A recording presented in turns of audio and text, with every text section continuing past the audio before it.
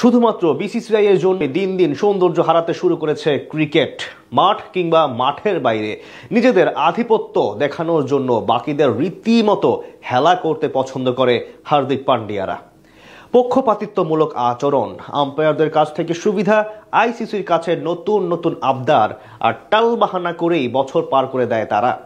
যে কোনো বৈশ্বিক আসরে নিত্য নতুন চাহিদা দেখা যায় তাদের কাছ থেকে। ক্রিকেটের সৌন্দর্য নষ্টের পেছনে বিসিসিআই এর এমন ভূমিকা নিয়ে বাকিটা জানবো জিশান মাহমুদের রিপোর্টে। ক্রিকেটকে বলা হয় ভদ্রলোকের খেলা, সেই থিওরি মেনেই প্রতিটা দল 22 গজে লড়াইয়ে নামে। কিন্তু এদিক থেকে একমাত্র ভিন্নতা বজায় রাখে বিসিসিআই। 2010 সালের পরবর্তী সময়ে ক্রিকেট মাঠে যত ধরনের অপ্রীতিকর পরিস্থিতি সৃষ্টি কিংবা নতুন নতুন বিতর্ক তৈরি হয়েছে তার বেশিরভাগের নেপথ্যে ছিল রোহিত শর্মা, বিরাট কোহলিরা। নানান ধরনের অজুহাত, আইসিসির কাছ থেকে একের পর এক আবদার এবং দাবি করেই যেন বছর পার করে দেয় তারা। যেমনটা দেখা গেছে এবারে এশিয়া কাপ জুড়ে।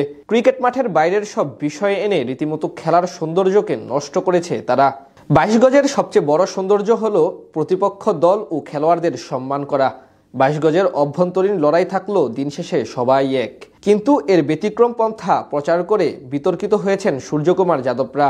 টস পর্ব কিংবা ম্যাচ শেষে পাকিস্তানের ক্রিকেটারদের সঙ্গে হাত না মিলিয়ে ভিন্ন কিছুর ইঙ্গিত দিয়েছে তারা। এমনকি 22 গজের লড়াই ছাড়িয়ে ভিন্ন টপিক নিয়ে মন কষাকষি করেছে তারা।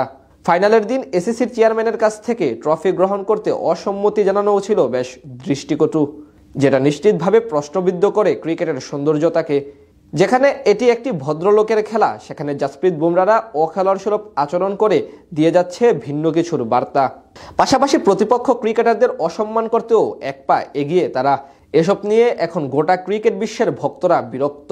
যখন যেভাবে চাচ্ছে নিজেদের মন মতো নতুন নতুন মন গড়া ঘটনার জন্ম দিয়ে এর প্রকৃত সৌন্দর্যকে হরণ করে যাচ্ছে। এর বাহিরে আম্পায়ার বিতর্ক তো আছেই। প্রায় সব বৈশ্বিক টুর্নামেন্টে বাকি দলগুলোর তুলনায় আইসিসি ও আম্পায়ারদের কাছ থেকে অধিক সুবিধা নেয় তারা, যার বিপরীতে কথা বলার সাহসও দেখাতে পারে না কেউ। ঠিক যেন নিজেদের পৈতৃক সম্পদের মতো ব্যবহার করে ক্রিকেটের নিয়ন্ত্রণ সংস্থাকে, যেগুলো কখনোই ভালো চোখে নেয় না বাকি ক্রিকেট খেলুড়ে দেশগুলো। এর মাধ্যমে ক্রিকেটের নিরপেক্ষতা নিয়েও প্রশ্ন তৈরি হয়। ম্যাচ ভেন্যু ও সূচি ঠিক করার ক্ষেত্রেও তারা এক ধাপ এগিয়ে। তাদের কারণে বিপাকে পড়তে হয় বাকিদের। এই যেমন শুধুমাত্র বিসিসিআই এর অসম্মতির কারণে প্রতি বছর হাইব্রিড মডেলে বা ভিন্ন একটি দেশে এশিয়া কাপ আয়োজন করতে হয় এসিসিকে।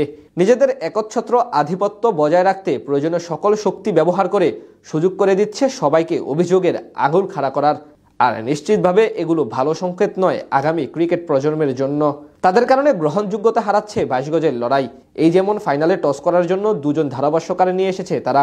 এসব কি ভদ্রলোকের খেলায় মানা যায়? প্রশ্ন থেকেই যায়।